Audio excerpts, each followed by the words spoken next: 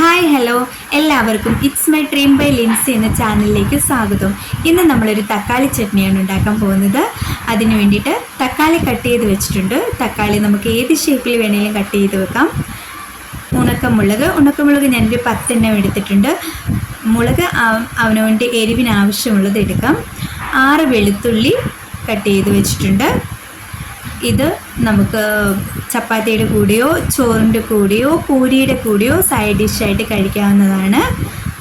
ആദ്യമായിട്ട് പാനിലേക്ക് വെളിച്ചെണ്ണ ഒഴിക്കുക. 3 ടേബിൾ സ്പൂൺ വെളിച്ചെണ്ണ മതി. അതിലേക്ക് ഉണക്കമുളക് ഇടണം.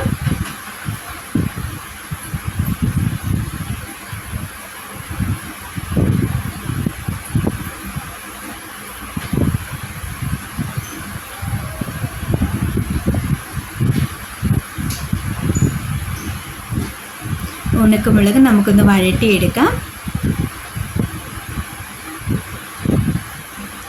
അതിലോട്ട് വെളുത്തുള്ളി ഇട്ട് കൊടുത്തിട്ടുണ്ട്. വെളുത്തുള്ളിയും കൂടെ വഴട്ടിയെടുക്കാം. ഇതിൽ നമുക്ക് കറിവേപ്പിലയും കൂടെ ആഡ് ചെയ്യാവുന്നതാണ്. കറിവേപ്പിലയും കൂടെ ഈ എണ്ണയിലിട്ട് വഴട്ടിയെടുക്കാവുന്നതാണ്.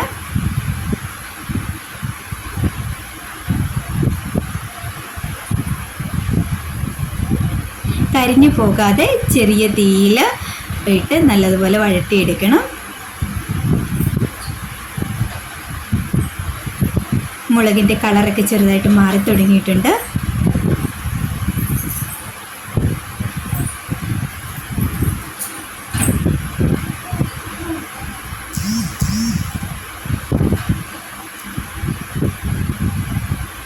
ഇതിന് അധികം ഇൻഗ്രീഡിയൻസിൻ്റെ ഒന്നും ആവശ്യമില്ല. നല്ല ടേസ്റ്റാണ് ഈ കറിക്ക്.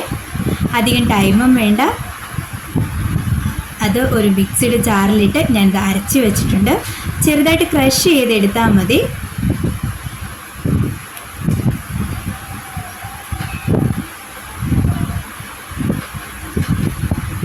ഇനി അതേ വെളിച്ചെണ്ണയിലോട്ട് തന്നെ നമുക്ക് തക്കാളി ഇട്ട് കൊടുക്കാവുന്നതാണ്. വേറെ പാനോ എണ്ണയോ ആവശ്യമില്ല. അതേ പാനിൽ തന്നെ നമുക്ക് തക്കാളി ഇട്ട് കൊടുക്കാം. തക്കാളി ഈ എണ്ണയിലിട്ട് നല്ലതുപോലെ ഫ്രൈ ചെയ്തെടുക്കണം.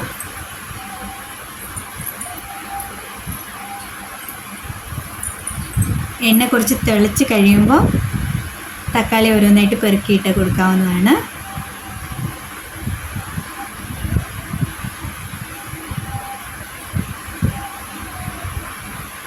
നല്ല പഴുത്ത തക്കാളിയാണെങ്കിൽ നമുക്ക് പെട്ടെന്ന് വെന്ത് കിട്ടും. ഇത് കുറച്ച് പഴുപ്പ് കുറവുള്ള തക്കാളിയാണ്.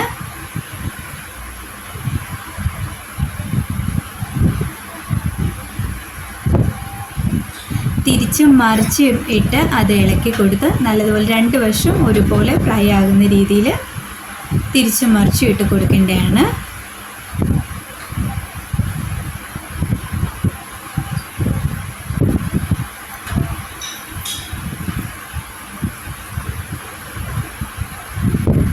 രണ്ട് പീസായിട്ട് മുറിച്ചിട്ടാലും മതി. അത് നമ്മുടെ ഇഷ്ടമാണ് ഏത് ഷേപ്പിൽ കട്ട് ചെയ്യുക എന്നുള്ളത്.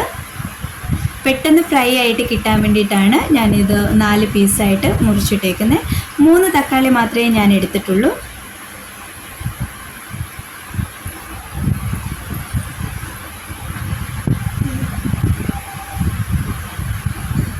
തിരിച്ച് മറിച്ച് ഇട്ട് കൊടുക്കാവുന്നതാണ്.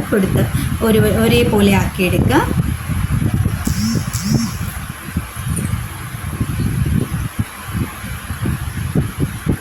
അത് ചെറുതായിട്ട് ആ തവി കൊണ്ടൊന്ന് കുത്തി പൊടിക്കണം. കുറച്ച് നല്ലതുപോലെ ക്രഷ് ആകുന്നിടം വരെ പൊടിക്കണം. നല്ല പഴുത്ത തക്കാളി ആണെങ്കിൽ പെട്ടെന്ന് അത് ക്രഷ് ആയി കിട്ടും. നമ്മൾ തവി കൊണ്ടിങ്ങനെ വെക്കുമ്പോൾ തന്നെ.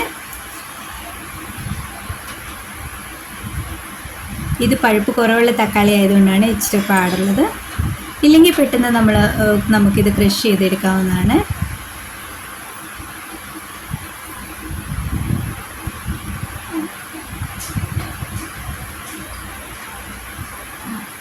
അധിക സമയമൊന്നും വേണ്ട.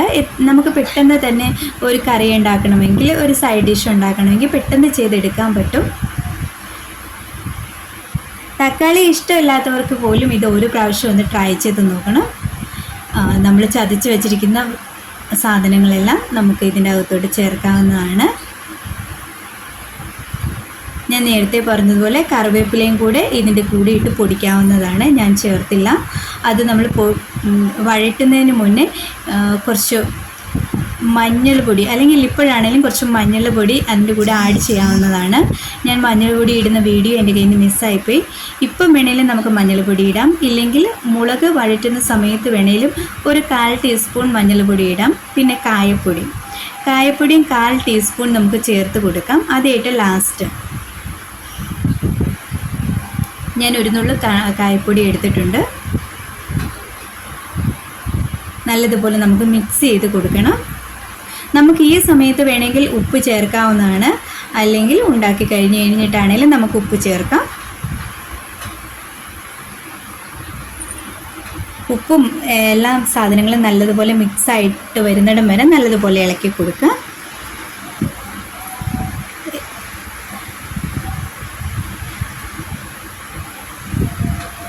കുറച്ചുകൂടെ ക്രഷ് ചെയ്യണമെന്നുള്ളവർക്ക് നല്ലതുപോലെ ക്രഷ് ചെയ്യാവുന്നതാണ്.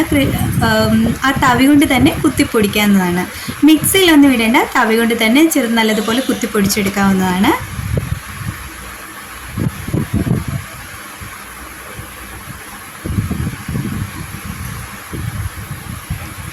തക്കാളിയുടെ കളറൊക്കെ നല്ലതുപോലെ മാറി വന്നിട്ടുണ്ട്. ഇത് ഏകദേശം റെഡി ആയിട്ട് കഴിഞ്ഞ് ഇനി നമുക്ക് പാത്രത്തിലേക്ക് മാറ്റാവുന്നതാണ്.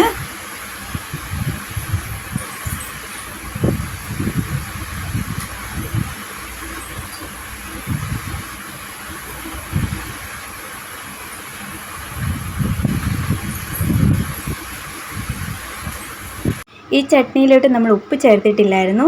ഒരു 1/4 ടീസ്പൂൺ ഉപ്പ് ഞാൻ ചേർക്കുകയാണ്. നമുക്ക് തക്കാളി പ്രിപ്പയർ ചെയ്യുന്ന ആ സമയത്ത് തന്നെ നമുക്ക് ഉപ്പ് ചേർക്കാവുന്നതാണ്. ഇപ്പം ഏറ്റവും ലാസ്റ്റ് ചേർക്കണമെന്ന് നിർബന്ധമൊന്നുമില്ല. നല്ലതുപോലെ ഇളക്കിയെടുക്കുക. ഉപ്പ് ചേർത്ത് കഴിഞ്ഞിട്ട് ഇതിൽ എണ്ണയുണ്ട്. കുറച്ച് എണ്ണ കഴിക്കാൻ ഇഷ്ടമില്ലാത്തവർ ഈ സമയത്ത് കുറച്ച് എണ്ണ ഒഴിച്ച് കളയാവുന്നതാണ്. നമ്മുടെ രുചികരമായ തക്കാളി ചട്നി റെഡി ആയിട്ടുണ്ട്. ഇനി നമുക്ക് സെർവ് ചെയ്യാം. ശർക്കര പൊടി 1 സ്പൂണും കൂടി ഇട്ട് കൊടുക്കാൻ. താങ്ക്സ്.